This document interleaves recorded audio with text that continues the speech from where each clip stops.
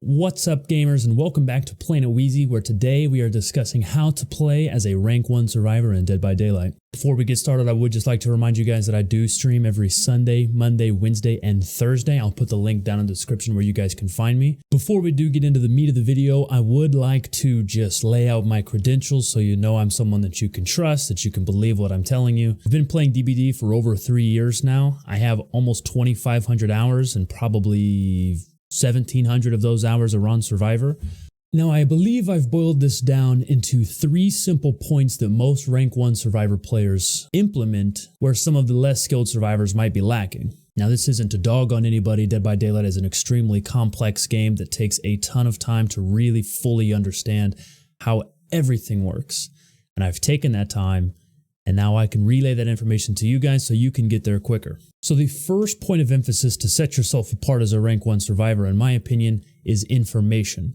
This game is about information more than anything else. So as a survivor, you should be looking at all the different ways where you can glean as much information from the killer and the situation as possible. This comes down to determining the killer's location, who he's chasing, which survivors are injured, the killer's playstyle, what perks he's using, how they like to use their power.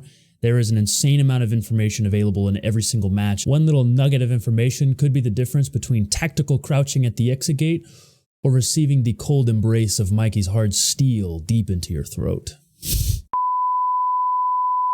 To go into a little more depth, let's figure out all the different ways where you can glean this information. The first thing I would like to tackle is discerning the killer's playstyle. Most killers, whether they realize it or not, have a set number of habits that they fall back into while they're chasing survivors. So things like how the killer plays pallets, do they respect them? Do they walk through them? How they play windows? Do they like to moonwalk? Do they like to double back? The earlier that you can gather this information, the more successful your chases will be throughout the game. Looping the killer is all about prediction, so if you know how they like to play specific tiles, then you'll have the upper hand and you'll be able to anticipate their moves before they even know that they're going to make them. Obviously, being able to determine which 4 perks the killer is using as early as possible can drastically change your decision making throughout the game. In just this clip, you can see 2 examples of gathering information.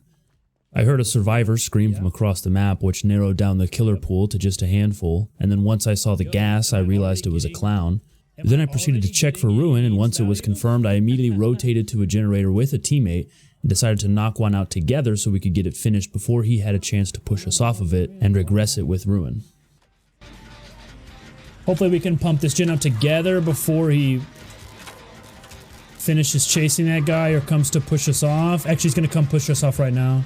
So observing the killer in not only your own chases, but how they're chasing survivors near you while you're working on a gen can help give you this information before you even get into a chase with the killer yourself. Also, when you're dealing with each killer, it's important to determine how they like to use their power. If you're playing a huntress, do they pull up a hatchet every time you run through the pallet? If they do, then that'll give you a couple opportunities to get a few extra loops around. You're not going to just drop the pallet and give them the free hit. If you're playing a trapper that only puts his traps directly in the center of the pallet, then you'll know to check those pallets as you're running by before you just run directly into the trap. If you're playing a Freddy that hits you with extendo arm and then face camps all your teammates, then you'll know to DC right away. These are all just little tips and tricks that a lot of very experienced players pick up on without even realizing that they're doing it. And they can make huge differences in the decision making that you make throughout the game. The second point that I'd like to bring up that I think separates most rank 1 experienced players from everybody the most is how well they can loop windows.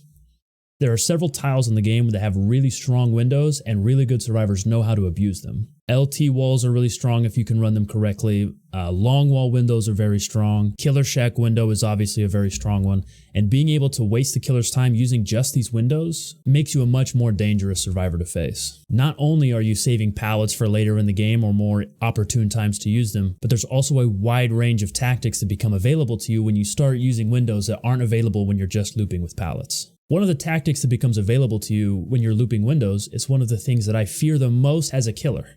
And that's when a survivor knows how to chain tiles together. Think about the gauntlet that is the middle of suffocation pit. In this map, there's usually 5 or 6 tiles that all spawn within a small block of the map, all able to be chained together if the survivor knows how to use them. So now you're talking about windows that won't get entity blocked, line of sight breakers that can break chase to cut off bloodlust. When you're able to chain tiles together successfully, it can eliminate a lot of the help that the game gives the killer when they're struggling in chase. These are the kind of loops and players that go on 3, 4, 5 gen runs. Here you see one of the most annoying setups a survivor can have. You've got your shack loop and that window that leads directly into a short wall window on the other side that still has a pallet up.